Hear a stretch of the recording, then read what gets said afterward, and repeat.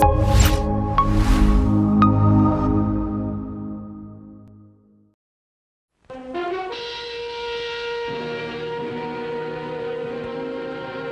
name's Konrad Styner. I'm a doctor of medicine. Tonight's story has the title, Wall of Silence.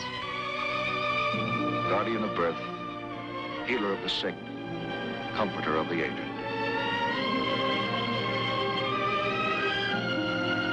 And the qualities of the worthy physician are three: the eye of an eagle, the heart of a lion, the hand of a woman.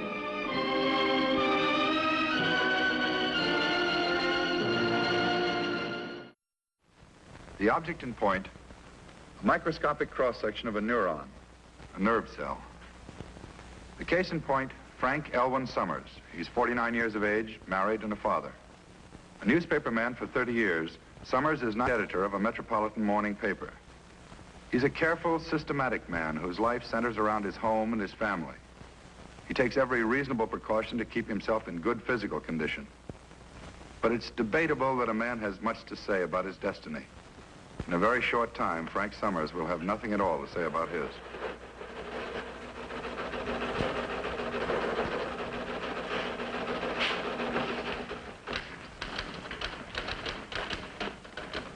You want to check this wire copy, Mr. Summers? Mm-hmm. That's all there is. You can go on home. Thanks. Good night. Night. Right, Frank. Night. Oh, by the way, Bill, if I'm a few minutes late tomorrow, cover for me, will you? My boy's graduating from high school. We're giving a little party for him. Congratulations. Ella must be proud. She is. You know, he's got a scholarship at Banner Tech. Starts next fall. Still want to be a physicist?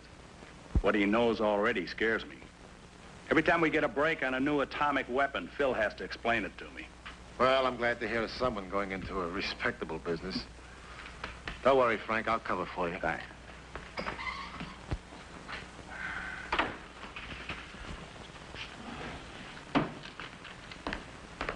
Hi, Frank.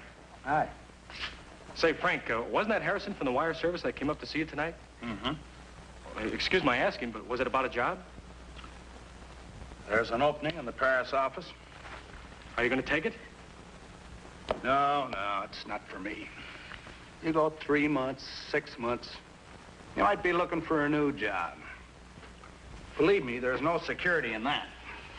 Well, I figured that you wouldn't, and I thought that... Well, look, I know I haven't got anywhere near the experience that you have, but I speak a little French, and I thought maybe you could put in a word for me. If I have a chance, I'll mention it. Thanks, Frank. Thanks a lot. Say, got a light? Sure. You know, he could have been one of the biggest men in the newspaper business. Security. He's just got no push. He's got a wife and kid. I'm thinking of getting married myself. When you've got a family, you've got to think about security.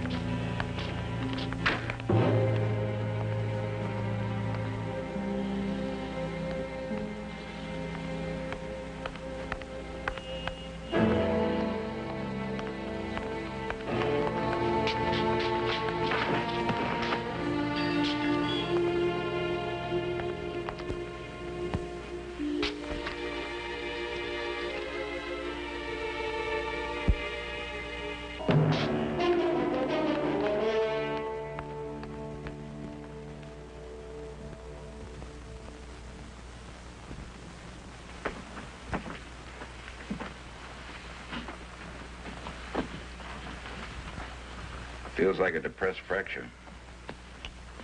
Hemiplegia.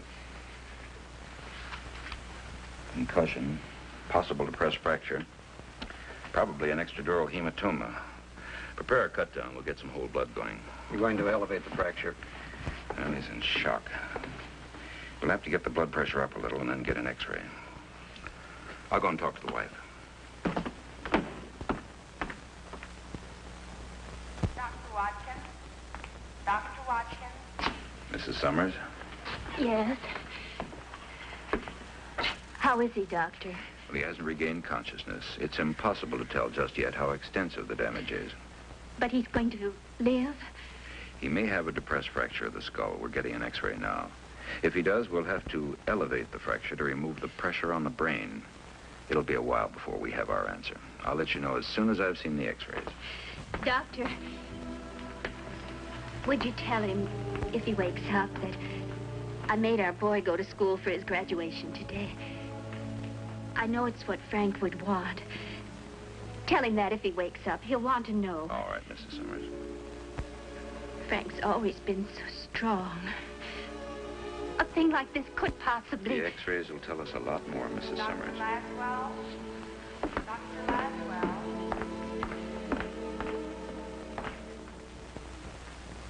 They must have hit him with a sledgehammer.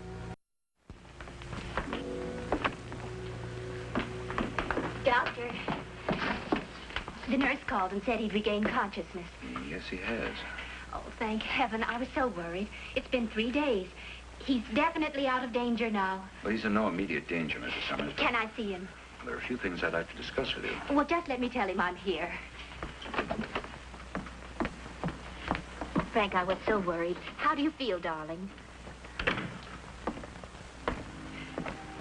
Frank, what's the matter? Doctor, what is it? I tried to tell you, Mrs. Summers. Your husband can't speak just yet. I think you'd better come outside with me.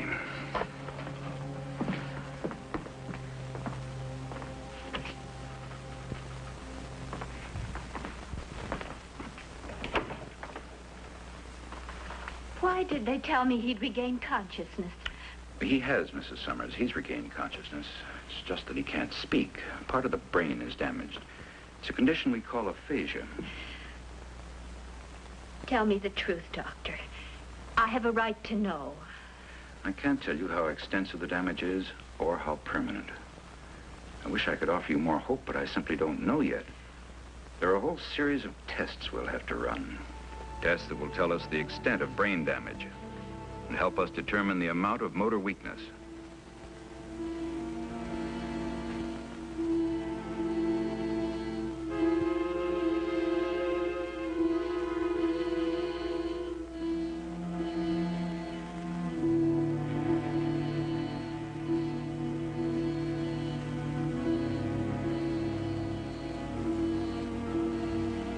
Tests to determine whether his intellectual activity is impaired. Some of the disability may be expected to disappear spontaneously. Some damage may be permanent. The hemiplegia, that is the paralysis of his right side, has already begun to clear by itself. There may be some residual weakness of the muscles, but not enough to handicap him. Then why isn't he able to speak? What exactly is the matter with him?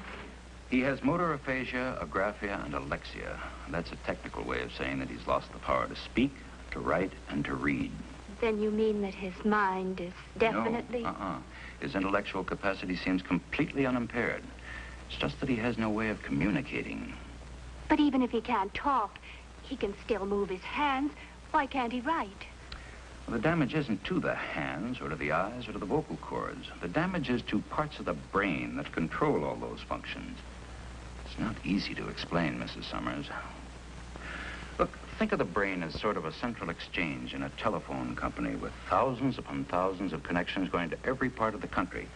Now, when the lines are functioning properly, you can establish instantaneous communications anywhere. When there's an accident to the switchboard, communications break down. That's a very rough analogy because the human brain is infinitely more complex than any telephone switchboard.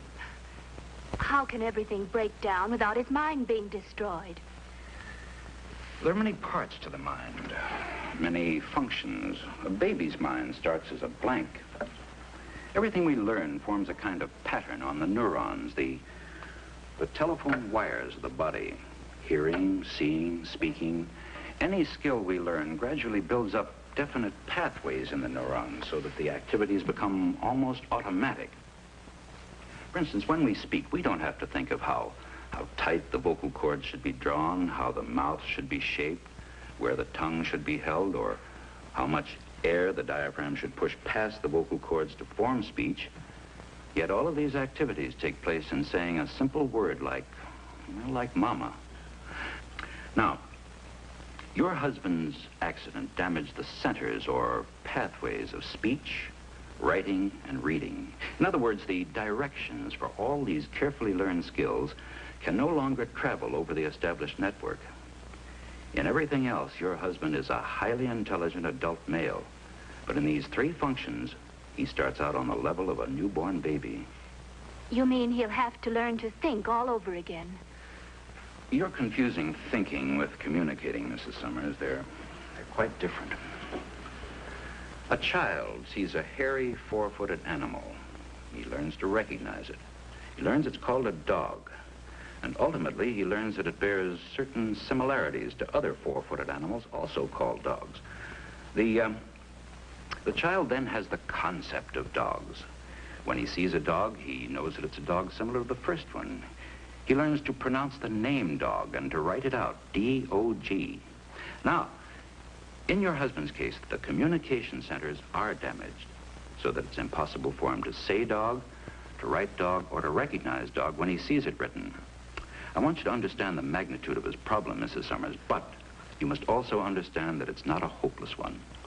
A great deal of retraining is possible. And he'll be able to speak again? I think there's a good chance. It'll depend on his will to relearn, on you, on his family.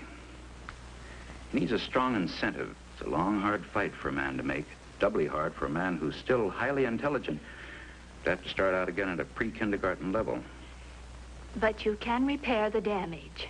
Not repair, Mrs. Summers, but we can train new pathways. Your husband is right-handed. Like most people, the left hemisphere of the brain is the dominant. It's the side that controlled all those complicated skills. It's also the side that was damaged. Now, some of that damage may be reversible, and it's also possible to train the undamaged right side to take over part of the work. It's possible. It isn't easy. How long would it take?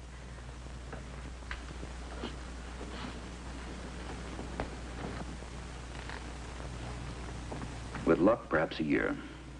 A year? A whole year? How much would it cost? A great deal, I'm afraid. Your husband's case will require constant work. He'll have to go to a private clinic or sanitarium that's equipped to do this special training. We haven't very much money, Doctor. Well, we'll try to work something out, and of course I'll help in any way I can. Will he ever be the same? Miss Summers, after an experience like this, nobody's ever quite the same. But with luck and a lot of help, he should regain enough function to lead a full, normal life. It'll take time, it'll take money, and it'll take work, a lot of hard work.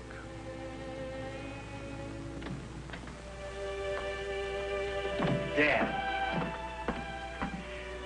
you're looking fine, just fine. I just wanted to tell you that everything's going to be all right at home. Got a job.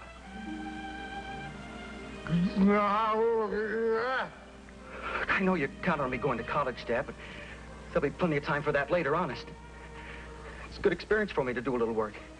You know how you're always trying to tell me the value of $1? Now I got a chance to learn. Mom has talked to them at the book department at Almaris. She wants to work part-time. You just get yourself well, Dad. We're doing fine, just fine. And we want you to come home real soon. Well, I'll see you later, Dad.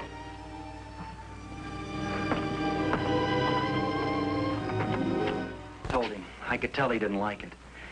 Doctor, there must be something you can do. It's horrible to have to look at him like that, just lying there. It's pretty horrible for him, too, Phil. He's trapped behind an invisible wall, unable to say a thing to a single living soul. It's very lonely. I know that. I told him it doesn't make any difference about us, about how I feel. His rehabilitation and retraining can start next week at the sanitarium. His first problem will be to regain the use of his right side. This part, the process of regaining the strength of the muscles, is relatively easy. As the edema in the brain subsides, much of the movement will return spontaneously. He'll probably never regain 100% use of his right hand, but the paralysis is clearing rapidly. Here, he meets other aphasics and learns that he's not alone with his problem, that he's far luckier than some whose damage can't be reversed.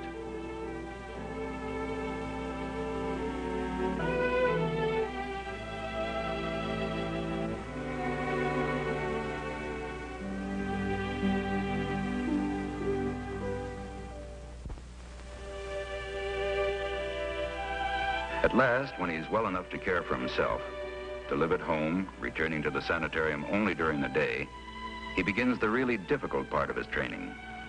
Cup.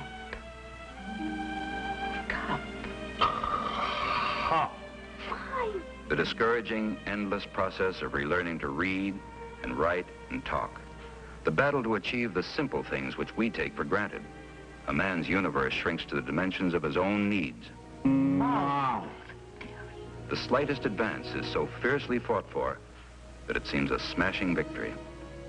It's difficult for those who love the patient to share his joy in an accomplishment one would expect from an 18-month baby. Aphasia presents a terrible strain in which the family and friends must guard on the one hand against over-expectation and on the other against discouraging the patient.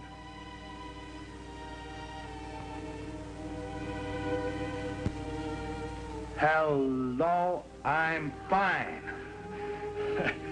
Hello, I'm fine. That's excellent, but I think we better stop. Better not overdo. Hello, I'm fine. Hello, I'm fine. Hello, I'm fine.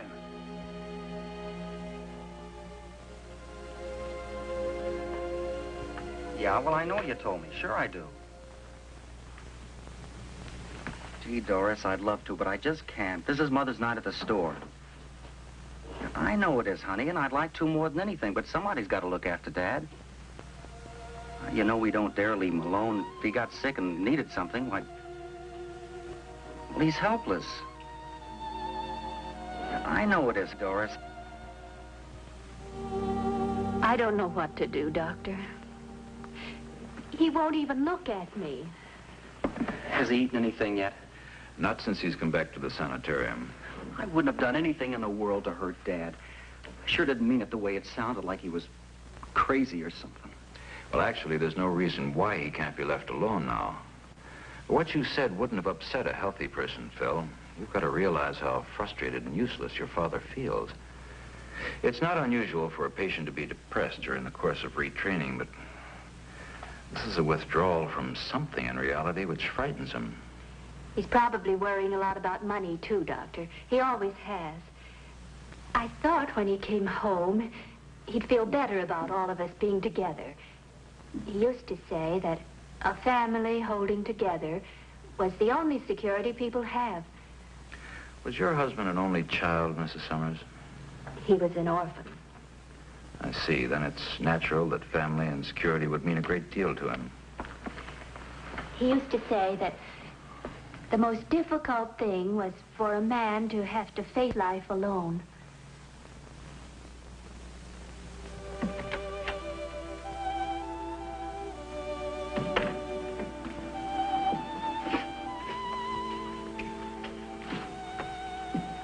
Good evening, Mr. Summers. You're feeling very sorry for yourself, aren't you? You've had a tough break. Now you're all alone. If you'd been hit a little lower and a little harder, you'd probably be dead, but you weren't.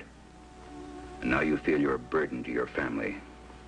You're all alone behind a wall of silence. And you are alone. Every man is alone. But you're in a position to realize it. Our whole lives are spent in trying to build up security, Mr. Summers. Security is our mother, our friends, our business associates, our wives, our children. But actually, every man is all alone. He's connected to his friends and family by a series of tenuous little nerve pathways. You've seen how easily these pathways can be damaged. Each man must live within himself, His security must be built within himself, in his own mind. Once a man has security within himself, nothing can shake it. I don't say that the things outside aren't important, but until a man has inner security, he can't fully appreciate his friends or his family or the world. You'll be able to reestablish contact with the outside world, Mr. Summers. You keep working the way you've been working, and you'll be out of here in a few months. But until you reestablish contact, you've only yourself. You might almost regard it as an opportunity, Mr. Summers. So many people go through their entire lives without ever getting to know themselves. Miss Blanchard will expect you in speech therapy in the morning.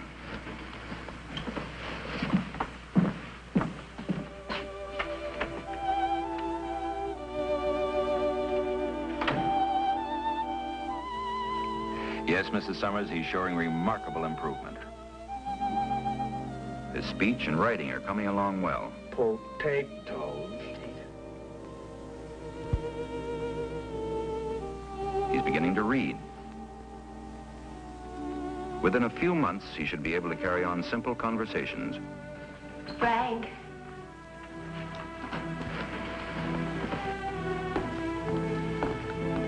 Hello, Ella. I'm glad to see you. I'm glad to see you, darling. And to hear me. Yes, darling. Very, very glad to hear you. I'm glad he finally decided to go back to the paper. For 3 months, Doctor. That's as long as he'd agree to. After that, he's going to try the wire service job. I'll take these down to the car, Dad. All right, Phil, thanks. Frank, you've made a remarkable recovery. I don't have to remind you how hard the struggle was, and it's not finished yet. You've got to expect a lot of emotional problems. No matter how well you adjust, it may be difficult for others to readjust to you, even at your old job. When you talk about going to a different country and plunging into something new... I plunged into something entirely new over a year ago. You're right, Doctor. It wasn't easy. But I learned something along the way, or you taught me something. Security is inside. I'm going to do what I've always wanted. At least on a trial basis. Now, maybe it won't work. Maybe I can't handle it. And maybe we won't like Paris. At least I can say I tried.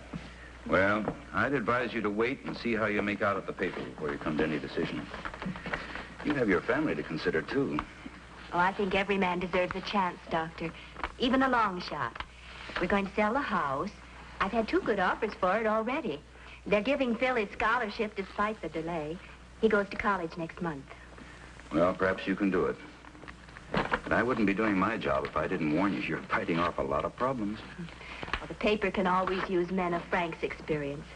If the worst comes to the worst, we'll have had a wonderful holiday. It won't come to the worst. I've been out buying books for us. Just to make things more difficult, we're going to have to learn French. Learning French should be a cinch to a man who's just learned how to speak English. Already, Dad. Thanks, Phil. You know, it's funny. I spent a whole year relearning how to talk. Now I can't say any of the things I want to do. Just say thanks.